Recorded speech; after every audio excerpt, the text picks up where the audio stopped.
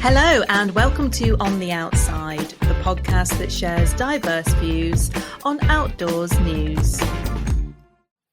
My name is Francesca Turauskis. I'm the producer of On the Outside and today's co-host.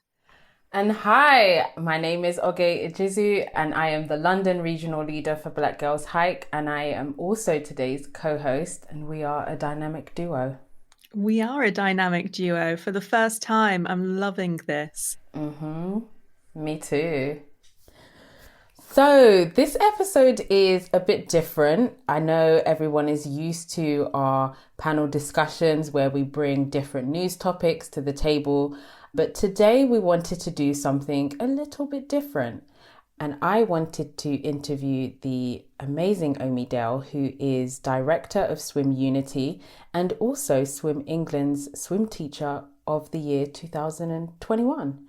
So we have a brilliant interview with Omie, who really advocates for different communities to get out into swimming. So I hope you enjoy the interview.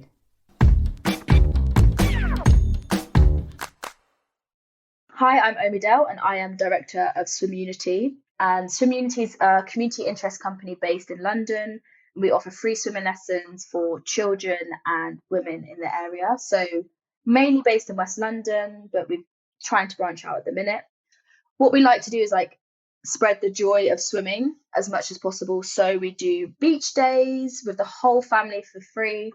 We also run residentials. We just had a women's only residential in the Lake District, and we're running one in Cornwall this year. So also trying to foster that connection to the outdoors and nature, especially for people from inner city areas. The area we operate in mainly is the estates next to Grenfell Tower. So many people were in the surrounding areas when the fire happened. So just trying to, use the water as a space of healing and a space of joy for different people that often don't really get to access the water. Beautiful. So we have Omie Dale on the phone call today, partly to talk about Drowning Prevention Week. And this is something which we spoke about a little bit in our first ever episode, way back when, almost a year ago now. And our other panelist, Eden, gave us some information about it. But we just wanted to dig into it deeper, and we thought that Omie would be a really good person to speak to for this because you do a lot of work in Drowning Prevention Week and in kind of swimming in general. So, okay, you were the one that said that she'd be a really good person to speak to. So I'm going to let you lead the first part of the conversation here, I think. I think you have some questions. I do. Thank you, Omie, for coming on the podcast today. I guess my first question is, what makes you so passionate about swimming? Yeah, I've swam since I was a child and I've always loved being in the water. And, as I got older and I started swimming in the seas and the rivers and going on holiday and swimming in different places, I just realised there's a lot of joy in swimming. There's joy in jumping off a boat in the middle of the ocean, trying different sports out, going coast steering, swimming in caves and, rock pools, etc. And there's such a big world outside of just swimming in a really chlorinated pool. And I think that joy is what's made me want to share it with others. And I became a swim teacher and I just absolutely fell in love with it.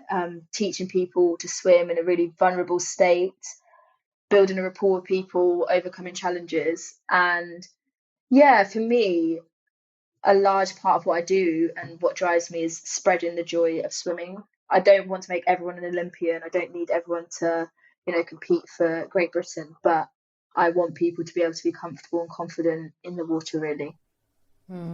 That's amazing. I know that when I look at your social media, I do feel encouraged to learn how to swim, because if anyone remembers from the first episode, I admitted that I don't know how to swim, and I definitely think it's a life skill that everyone should have.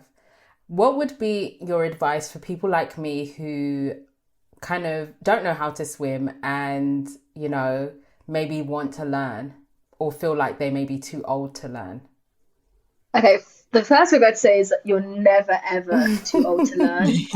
I'm literally trying to get my mum. So my mum doesn't swim and she's she's only 52 and she seems to think she's too old.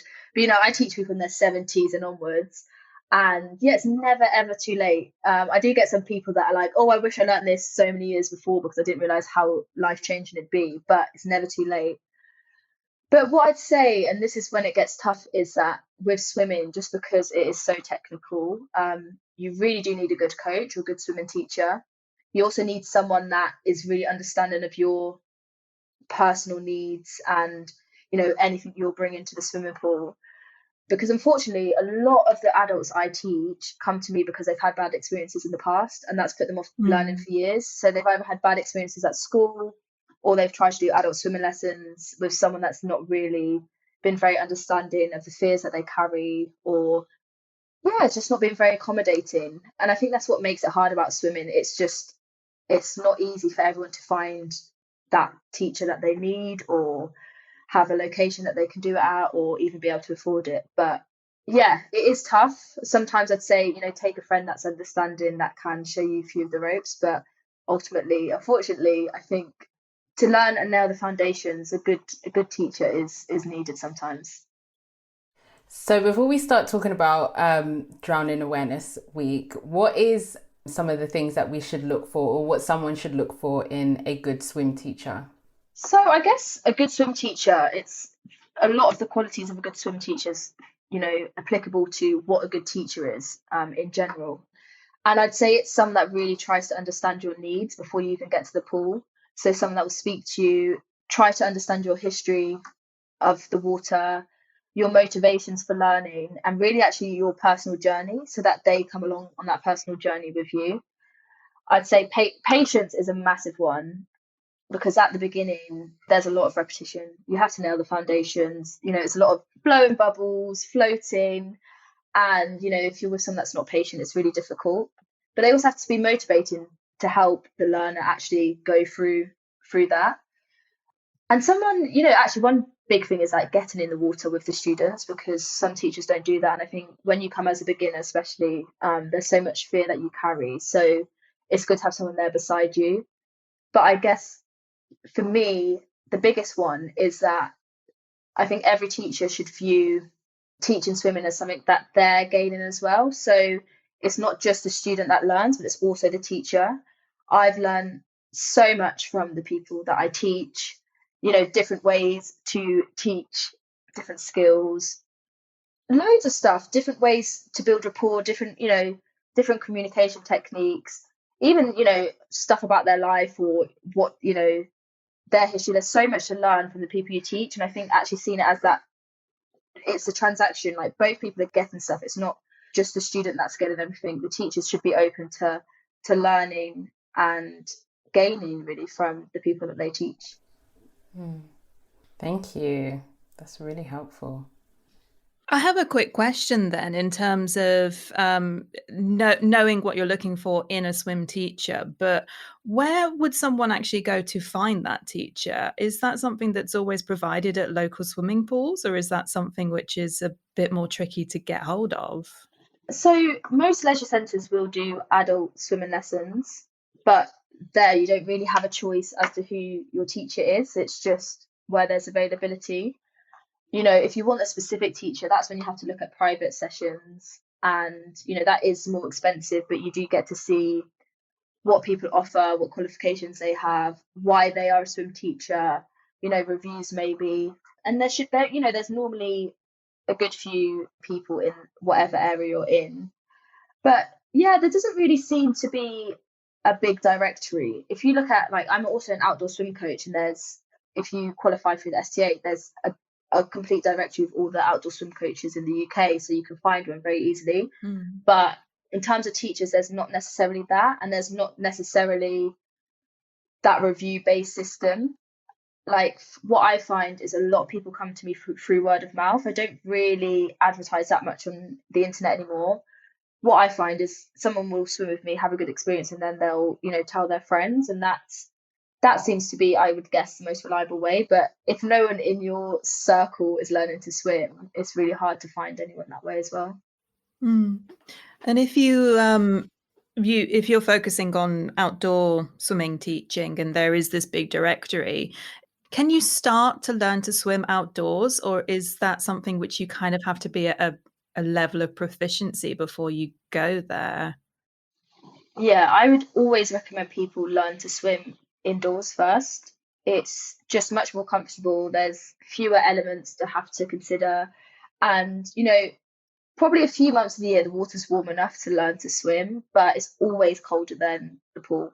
And by the time you get into the winter months and even spring, it's far too cold for you to spend any considerable amount of time learning. And especially at the beginning, a lot of time when you're learning, you're not moving that much. You're listening to technique, you're practicing the technique, stationary position. So you just get far too cold. So yeah, I'd always recommend really going in the pool first before you're going outdoors. Beautiful.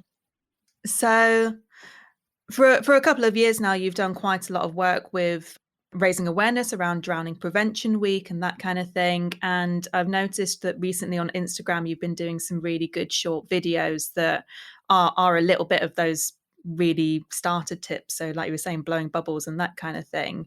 Can you just tell us a little bit about those videos and why you decided to do them in that way on Instagram?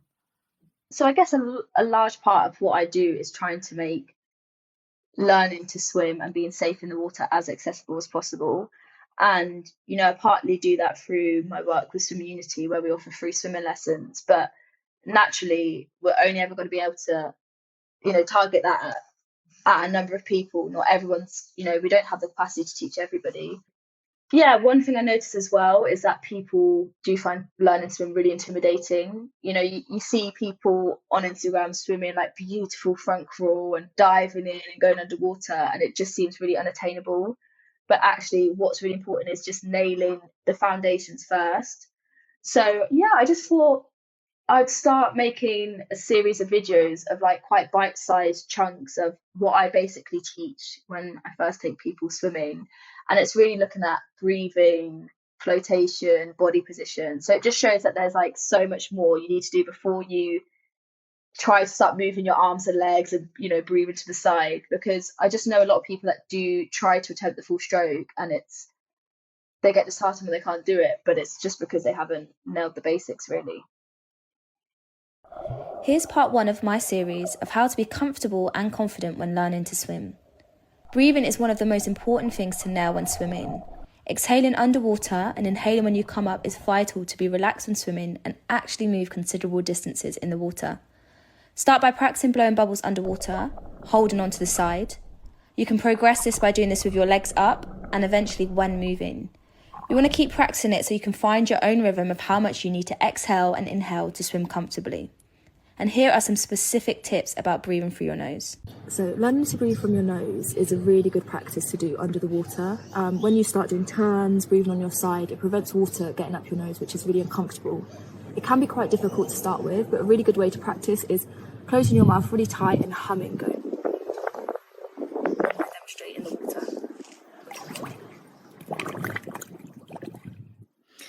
Okay, I'm gonna do a throwback to the first episode here, and I do believe that your call to action was that you were gonna ask people to go and do a first lesson, and you were gonna have a look and see if you would do it yourself. Did you manage to do that?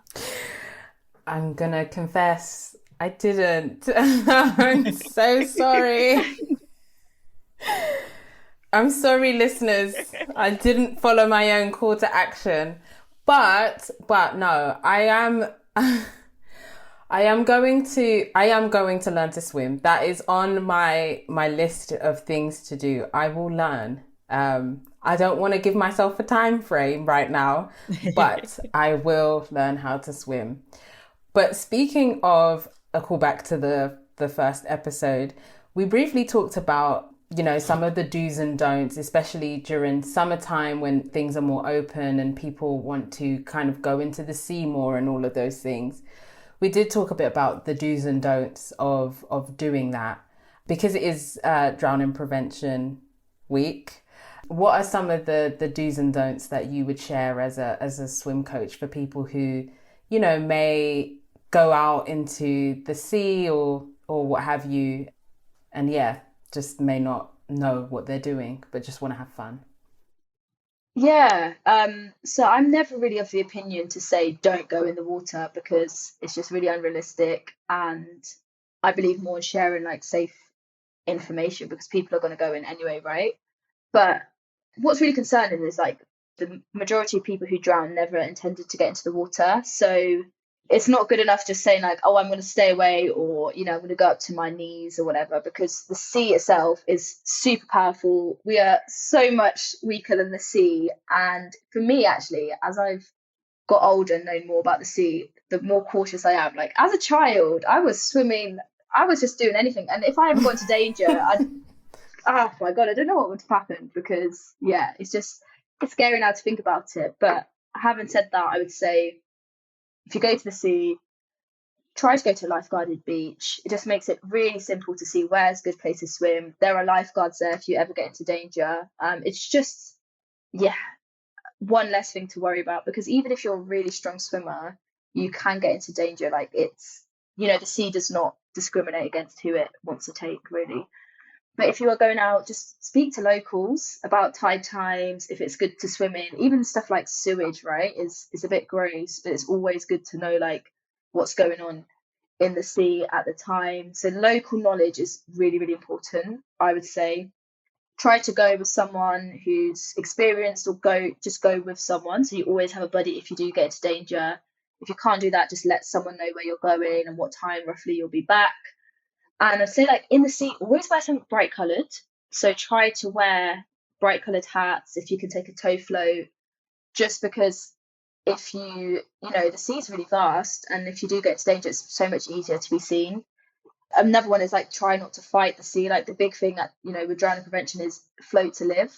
So if you ever get, taken in like by a riptide, you're going to lose a lot of energy trying to fight it and come back to the shore, and let it carry you out.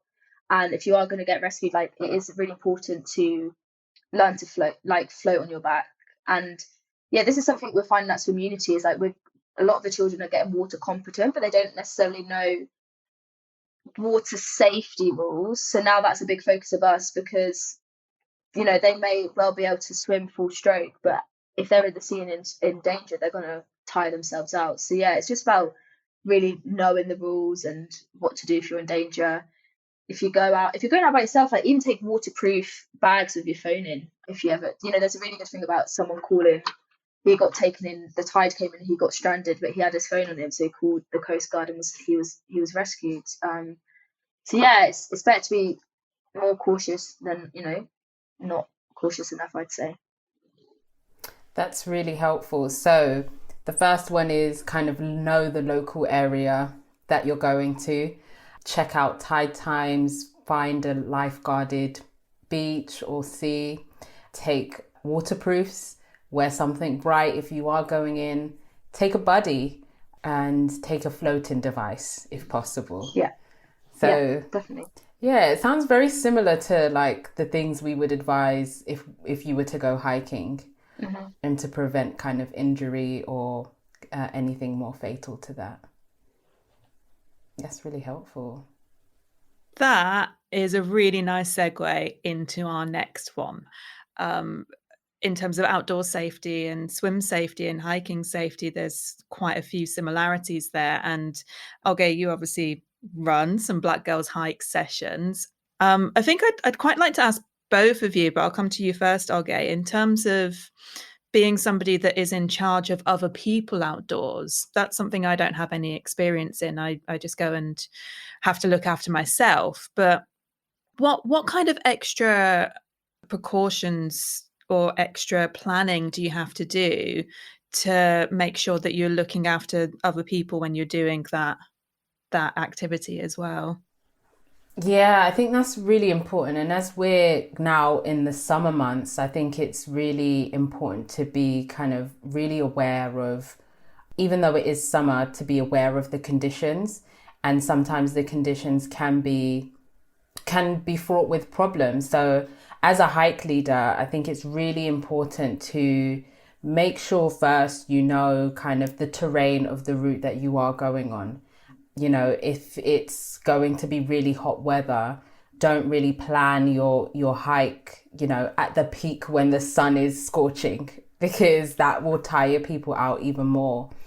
Always telling, people who are coming on the hike to bring extra bottles of water, extra kind of food to make sure that you're continuously hydrated. Because the worst thing is kind of like fainting or getting really tired from, the heat. And that's something that you have to be very much aware of. The usual kind of making sure you have the right footwear, so you're not kind of creating too much friction in your footwear when you are going on maybe a long trek. I think it's really important to kind of take those things into consideration, especially in warmer weather when you are going out on hikes with groups, because you're not just responsible for yourself, but you're responsible for the whole group as well, and just making sure that you cover all your bases. So, extra food, extra water, making sure that you have the right equipment, not carrying anything too heavy because it's going to tire you out. So I think those are really helpful tips that I've learned and picked up along the way. Yeah, I'd say similar for swimming actually, and guiding people on swims. It's, doing a recce of where you're going, so the place before you take people, and just providing them with as much information as possible. Just assuming, sometimes it's really easy to assume that something's really obvious because you do it all the time, but actually for newbies, it's a completely different world. So just providing as much information as possible. And I'd say specifically with like winter swimming and cold swimming is just trying to reiterate that it's not a competition, and really getting people to listen to their own body, because I'm very, very cautious. If I ever take someone out swimming for the first time in the winter, it's very much dip in, dip out, get changed really quickly, because it is really dangerous. And I'd rather people, come out wanting more than staying too long and something happens to them. And I've been invited to events. I was invited to an event in February where one of the women ended up basically getting like hypothermia at the end because the organisers just weren't really attentive. And I found her in the changing room, and I think it's very easy sometimes to, hold events, but you need to really do due diligence and like make sure people are safe and enjoying themselves. You want to have fun, but you also want to keep people safe. So yeah, just letting people know what they need to bring. Also managing expectations, because some people will go in and think, yeah, I'm going to swim for this long, I'm having a great time, but before they get there, manage expectations. If it's your first time, not much is going to happen. And also in the summer, you can still get hypothermia, you can get cold, being in the cold water for too long. So still be mindful of that, even when the sun's out and it's blazing, really. I think that is such a really helpful tool about managing expectations. And I think people really need to be aware of that, especially in the kind of both with hiking and swimming. I think, you have to really be honest and know your limits. Like I went on holiday a few weeks ago and I wanted to, well, everybody knows I don't know how to swim, but I wanted to go into the sea and I thought, oh yeah, it's okay. Floating it's just really easy. You just lie on your back and you float. And then I got into the sea and it was I just felt so overwhelmed. And then the person that I was with was just like, oh, it's just easy. Just like lift up your legs and just lie back and fill up your lungs with air. And I was just like... And then you just forget how to breathe. Yeah. And then I was like, I'm going to stop right there. I know my limits. I know I get really scared when it comes to the sea. So I'm going to just splash a bit of water on myself and get out, because I know that, that could turn bad really quickly. Yeah, and I think that's a really good thing as well. Like also it's easy, float on your back. I think sometimes we also have a really big responsibility as group leaders or facilitators to be mindful about the language we use and what is really easy for us. And again, I've heard this from other people, and actually on group hikes, not Black Girls Hike, don't worry, it was different hikes.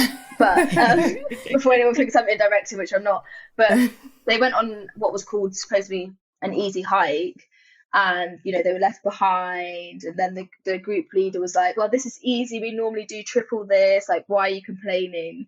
So it's kind of, just because we do it every day, we need to create an environment in which people who are completely new are comfortable. So it's just yeah, it's also about being mindful of that. Sometimes I tell people you can sit on the side and watch with your first lesson if you're that scared. You can dip your toes in. You can talk about, swimming. Whilst, I used to think, for example, like breathing, for example, I didn't even think about breathing underwater because it was so second nature to me until I became a swim teacher. And I was like, oh, wait, you have to teach this? Like, what? And yeah, and it's that kind of thing of like what's second nature to you is not second nature to other people as well. So yeah, just having that in mind. And that's something which I find really difficult being in water and stuff, is that just getting my face under. I do not like having my face underwater. And I realized I had a lot of people say, oh, just do it, just breathe out of your nose and that kind of thing. And I just couldn't get the hang of it. And then I realized if I had a nose clip, I can do it and I'm fine and I feel much better. And it was just that simple thing of you don't have to necessarily do it the way somebody else that's really comfortable does it. You can like adapt it a little bit. And having just that one person who suggested it to me, and I was like, oh my God, that's genius. It's so simple. But yeah, exactly. But I think that's really important about kind of the adapting. I think, that is a good conversation to have about the outdoors, just in general, that, it isn't a one size fits all for everyone.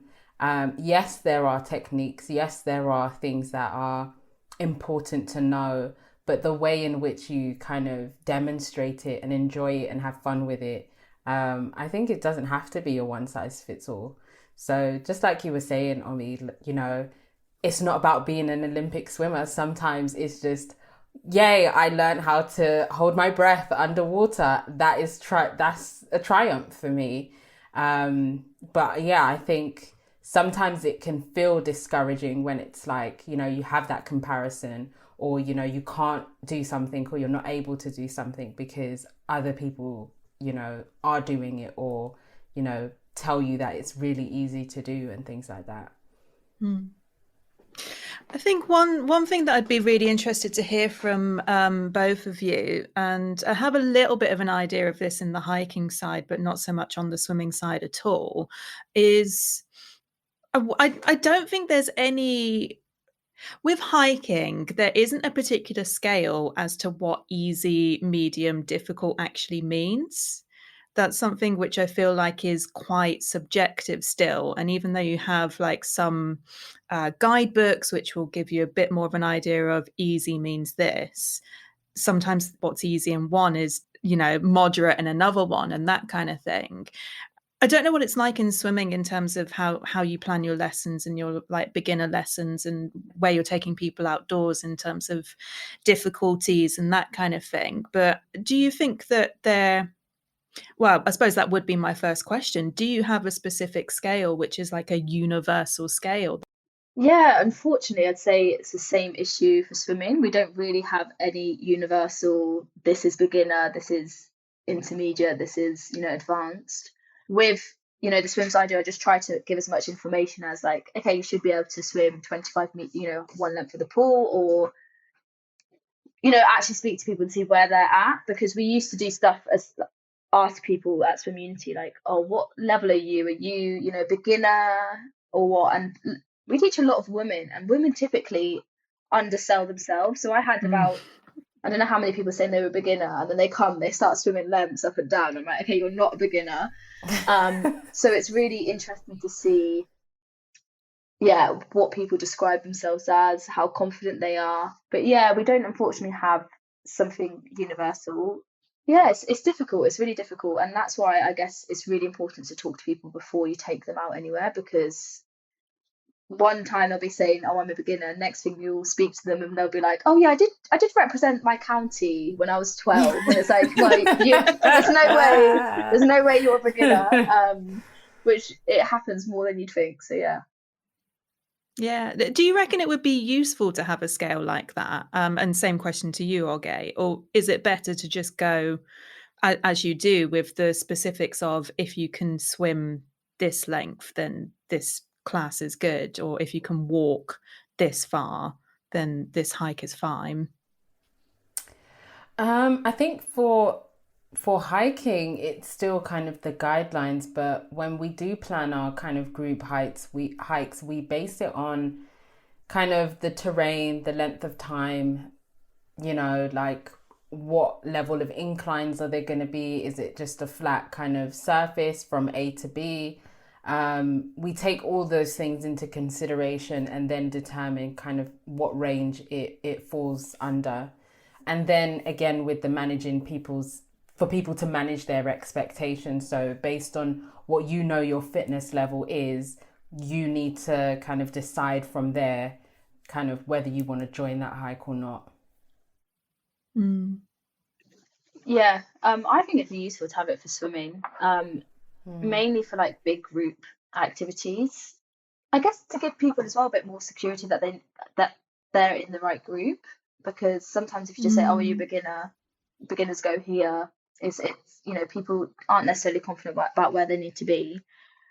But then again, like swimming is just someone might be able to swim a length, but they haven't actually mastered their breathing. And then someone who might have really good body position hasn't swum a length yet. So it's also really difficult in that sense. And that's why it's when there is capacity to speak to people, it's really good to have that conversation beforehand, because someone might be swimming the whole length with their face in without taking one breath. And then it's like, if you did 2 lengths, it's impossible to do any, 2 lengths of that or any more. If you went into the sea, you wouldn't be able to swim basically, because there's nowhere to stop and breathe, if you can't breathe. So yeah, it's always good to have the conversation as well. Yeah, really interesting. Yeah. So Omie, could you tell us where we could find out a bit more information about Swim Unity? How can someone join or sign up? That would be really lovely. Sure. So I guess the main way is on Instagram. That's where we publish what we're doing, when we're doing it, and it's just Swim Unity, all one word, on Instagram. And if you want to get in touch, it's hello@swimunity.com. And yeah, if you want to sign up for lessons, if you want to volunteer, if you want to donate, that's all information there really available. Thank you.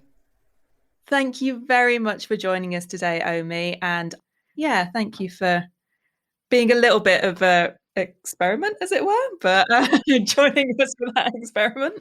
But yeah, it was really nice, really good conversation. No worries.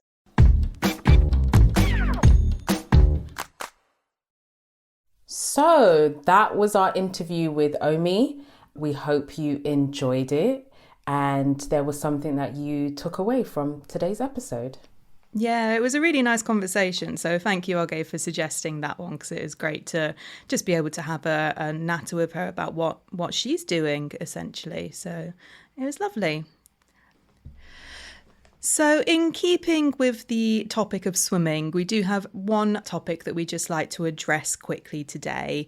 And that was the decision by FINA, who are the International Swimming Federation, to essentially ban transgender swimmers from all competitions.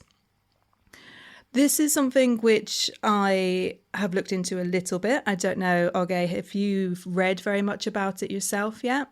No, I haven't. But I always like to take direction from people who, these decisions impact more personally. So I know that one of our panelists, who I really respect, Eden, has lots to say about it.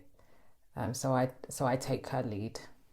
Yeah, that's it entirely. And that's one of the reasons that we had a slightly different episode today, because we really wanted to address FINA's decision, but we didn't want to do that without Eden.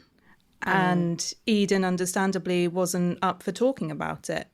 But she has written about it on her Instagram. And I'm just going to read out her official statement here.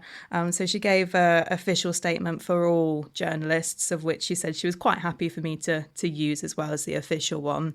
And Eden said, "I am disappointed with the decision FINA have made without consulting any LGBT plus communities or having any additional plans in place. They will have long-lasting effects on the lives of many women who will now feel unable or unsafe swimming in the UK and around the world." So We really just want to encourage people to check out the links in the show notes to learn more about what the ruling is.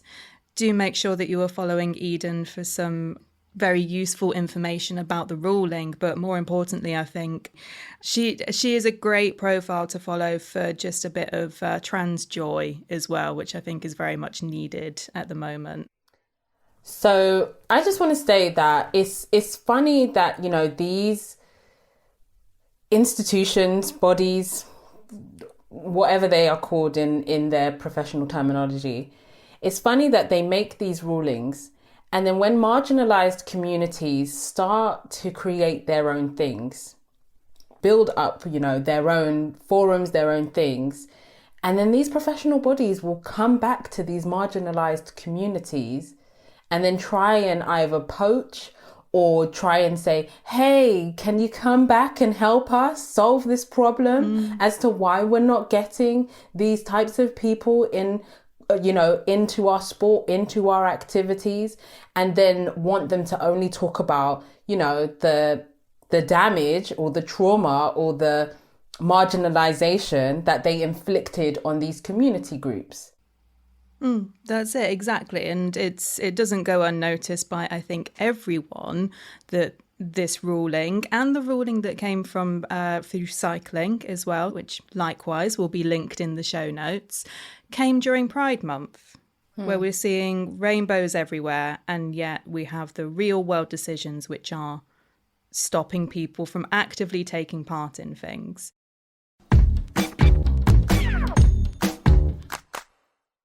So just before we go, there is something else which we wanted to talk about a little bit today, which is not quite a news story, but also worthy of a conversation.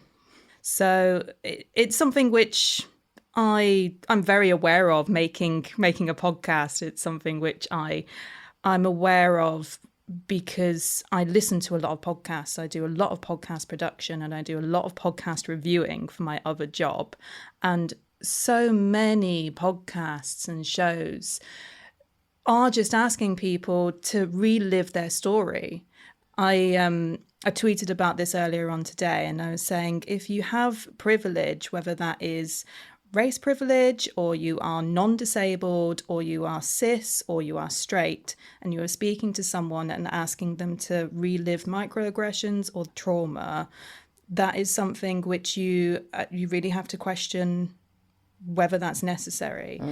We've heard this before from Frit, and me and Annie have definitely spoken about it in terms of people asking, tell us about your diagnosis, tell us about that time that you were really down. And it's something which, if you ask that in other contexts, it wouldn't be acceptable. I hopefully am doing quite a good job of asking people to talk about what they want to talk about, and not going into things like, tell us about that microaggression. Tell us about those times that someone was racist. Tell us about that time that you had a really bad experience with your disability, etc., etc. And I was thinking about it earlier on today when I was listening to a playlist, and there was about 4 or 5 podcasts in a row, 4 or 5 episodes, and sometimes with the same people, where the interviewers would be asking, well, what kind of things do people say that make you feel out of place?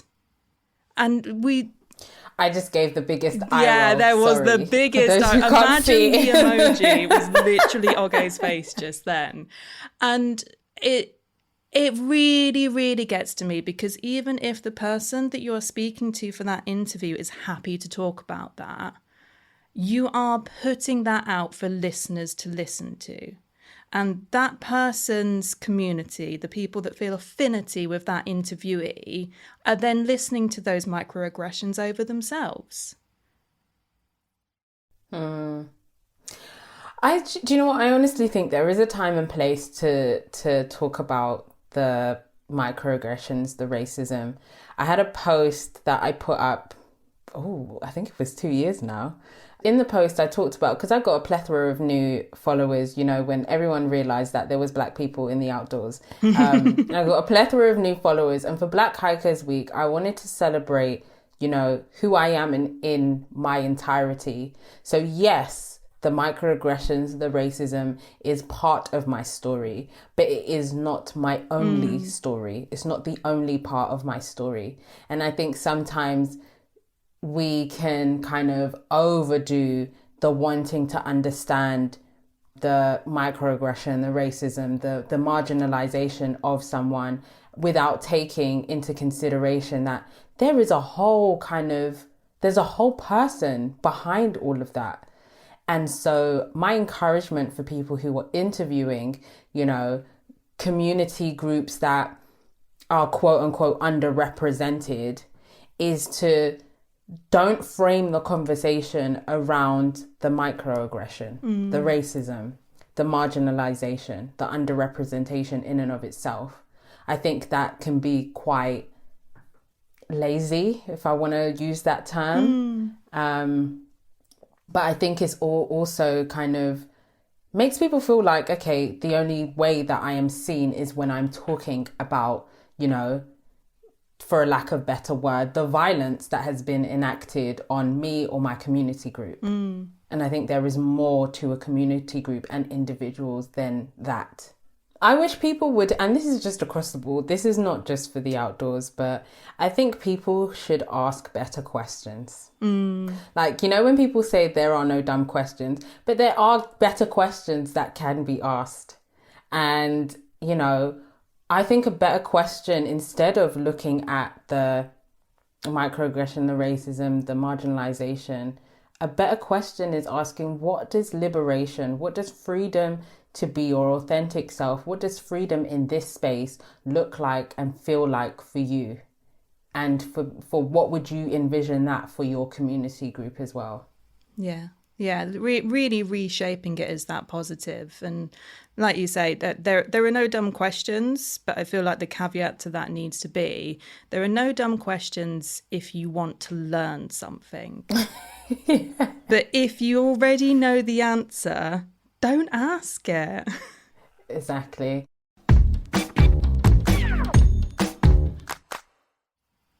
Now, of course, we do always like to end the episodes on a call to action.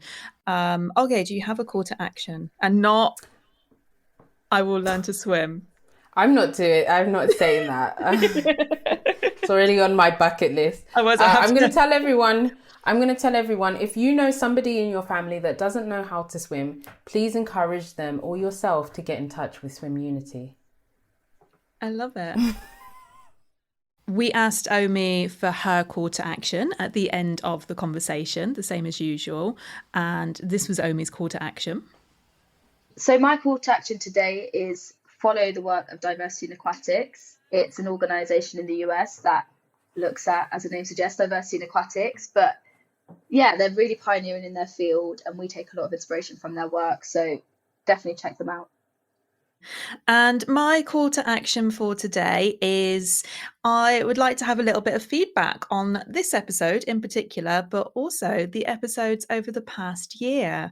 So we're just coming up to our 1 year anniversary, and it would be really nice to hear from listeners how you're enjoying the episodes, which conversations you like, and what you'd like to hear from in the future.